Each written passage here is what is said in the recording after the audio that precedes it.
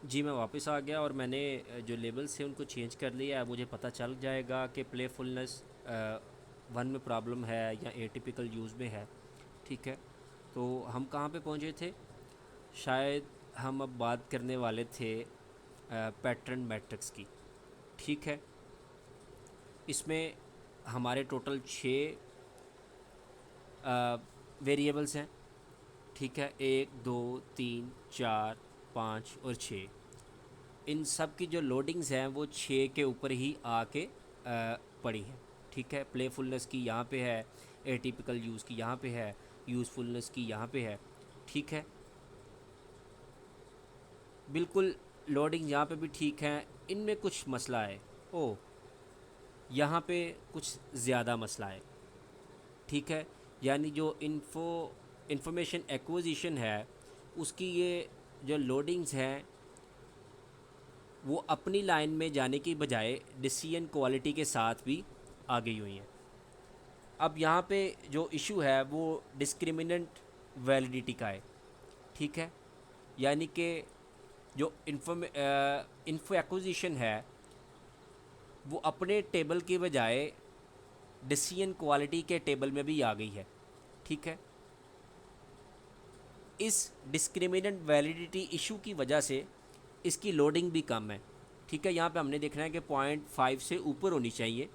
ठीक है, 0.7 बहुत बेहतर है, 0.9 उससे ज़्यादा बेहतर है, लेकिन कम से कम 0.5 से जो लोडिंग्स हैं वो ज़्यादा होनी चाहिए। तो ये कम लोडिंग्स इस डिस्क्रिमिनेंट वैलिडिटी की वजह से हो सकती हैं। 5 से ऊपर जिसकी भी लोडिंग हो हम कहेंगे कि वहाँ पे कोई कन्वर्जेंट वैलिडिटी इशू नहीं है। ठीक है, लेकिन यहाँ पे कुछ कन्वर्जेंट वैलिडिटी इशू भी आ रहा है हमारे सामने और डिस्क्रिमिनेंट वैलिडिटी इशू भी आ रहा है। ठीक है, तो अब हम इसको ठीक करने की कोशिश करेंगे।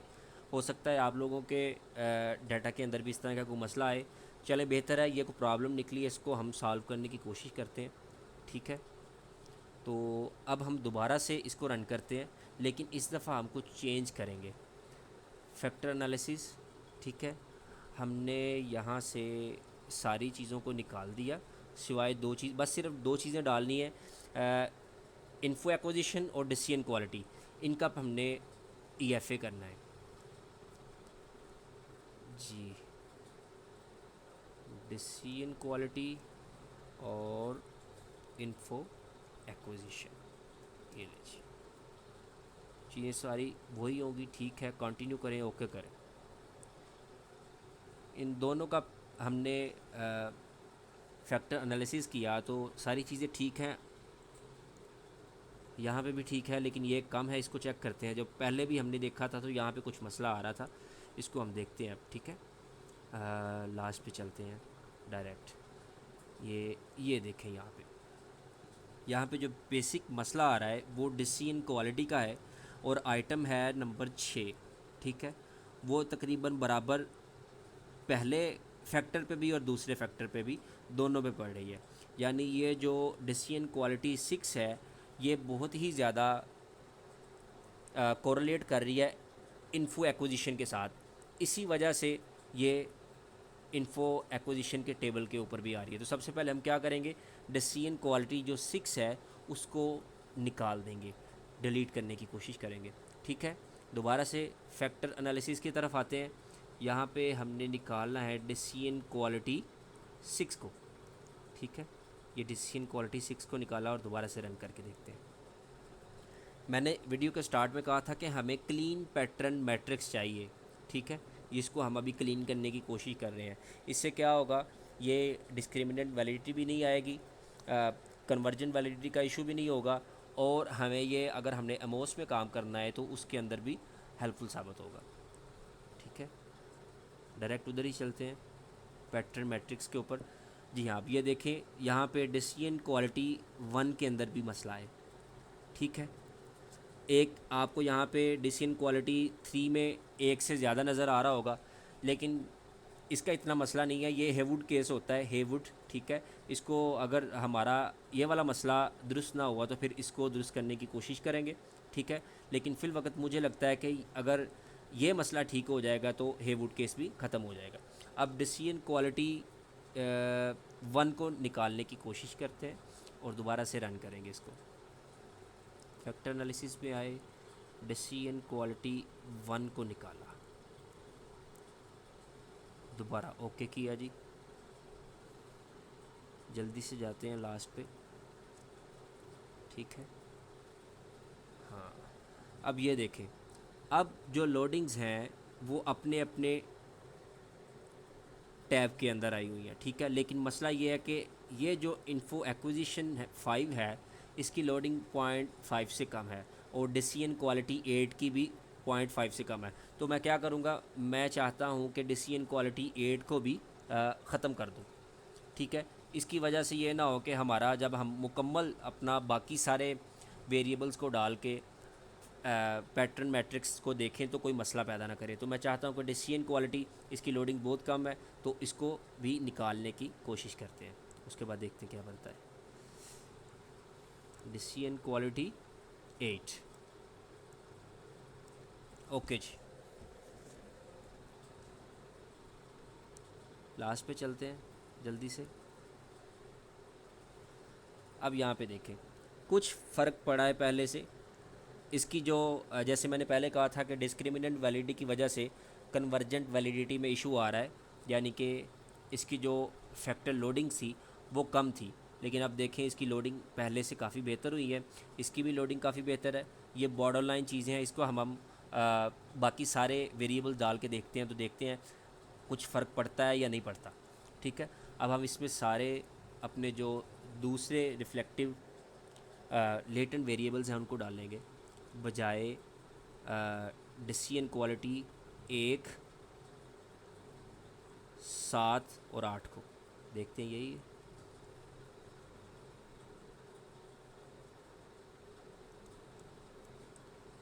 जॉय 1, 6 और 8 को, इसको नहीं डालेंगे, बाकी सारे, ठीक है। ओके करें जी। दोबारा से देखते हैं इस चीज़ को।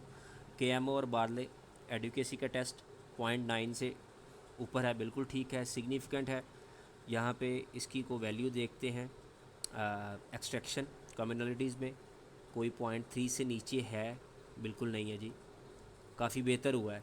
ये यहाँ पे पहले एक थी ना, तो उसकी वजह से मसला आ रहा था, डिसीजन क्वालिटी 8 की वजह से, उसकी वजह से हमारा पैटर्न मैट्रिक्स भी ख़राब हुआ। तो एडिक्वेसी यहाँ पे भी आपको पता चल जाता है कि आगे जाके कोई मसला होगा या नहीं होगा, ठीक है।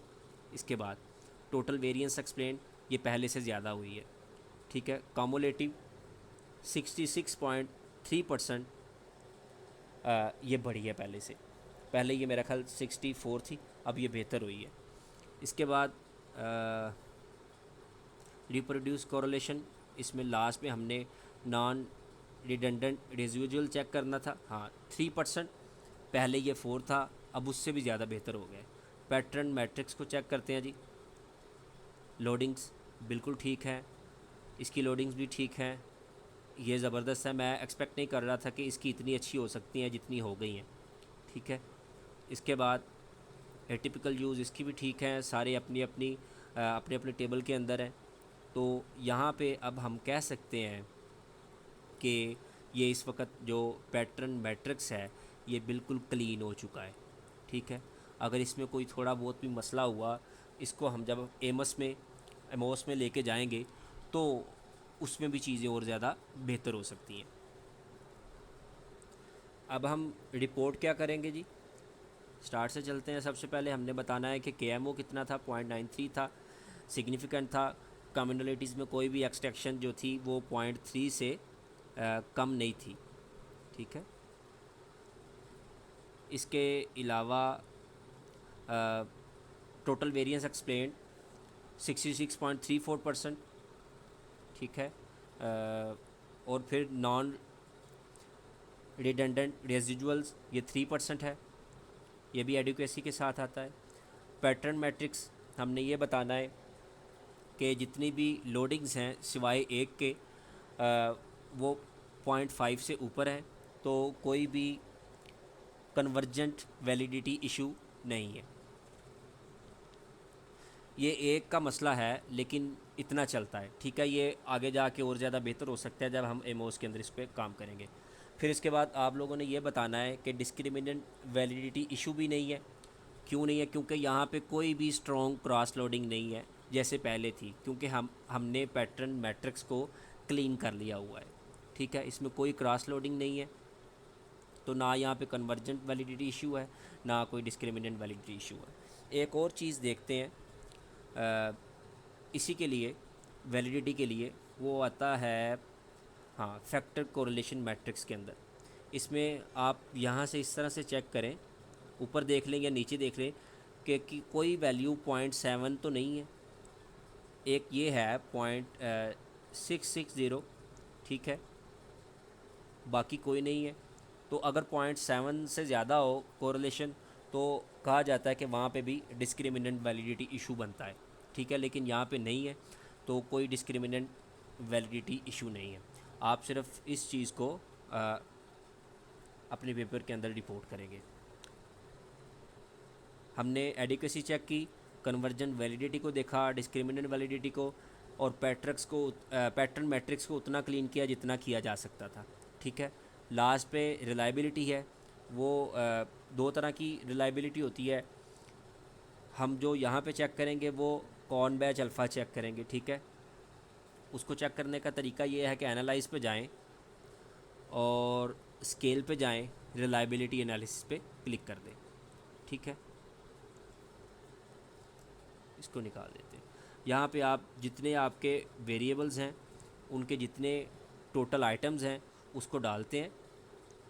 ठीक है, ऐसे स्टैटिस्टिक पे आए, यहाँ पे item scale if item deleted, आप इसको चूज़ कर सकते हैं।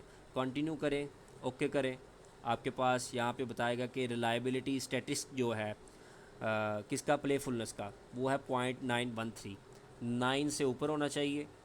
ठीक है, 7 का रेफरेंस भी आपको मिल जाएगा, 8 का रेफरेंस भी मिल जाएगा। ठीक है, लेकिन 0.9 हो तो ये एक्सीलेंट होता है, आपकी जो रिलायबिलिटी है वो एक्सीलेंट होती है। इसके बाद जो एक इम्पोर्टेंट चीज़ है इसके अंदर रिलायबिलिटी एनालिसिस के अंदर, वो ये है हाँ cron batch alpha if item deleted. अगर आपकी रिलायबिलिटी थोड़ी बहुत कम है तो यहाँ से देख लिया जाता है कि अगर कोई आइटम डिलीट की जाए तो क्या बेहतर हो सकता है, हमारी रिलायबिलिटी बेहतर हो सकती है। जैसा कि प्लेफुलनेस को अगर हम डेल कर दें तो 0.911 रिलायबिलिटी हो जाएगी। ठीक है, तो इस वक्त हमारी हाईएस्ट 0.913 है, तो कोई भी आइटम डिलीट करने से इससे ज़्यादा नहीं होगी, तो हम इसको इस तरह से रहने देंगे। बाकी सारे जो आपके वेरिएबल्स हैं उनकी जितनी भी आइटम्स हैं बारी बारी उनको डालें और इसकी रिलायबिलिटी चेक करने की कोशिश करें। ठीक है, तो ये था हमारा एक्सप्लोरेटरी फैक्टर एनालिसिस। इसके अंदर हमने एडिक्वेसी को देखा, कन्वर्जन वैलिडिटी इशू को देखा, डिस्क्रिमिनेंट वैलिडिटी इशू को देखा, और फिर रिलायबिलिटी के बारे में, और पैटर्न मैट्रिक्स को क्लीन किया, जिसकी वजह से हमें ये पता चला कि ना कोई कन्वर्जन वैलिडिटी इशू है, ना डिस्क्रिमिनेंट वैलिडिटी इशू है। ठीक है, नेक्स्ट वीडियो में हम कोशिश करेंगे कि एमओस के ऊपर जाएं, हम वहाँ पे कन्फर्मेटरी फैक्टर एनालिसिस करने की कोशिश करें। ठीक है, तब तक के लिए मुझे इजाज़त दें। बहुत शुक्रिया, अल्लाह हाफ़िज़।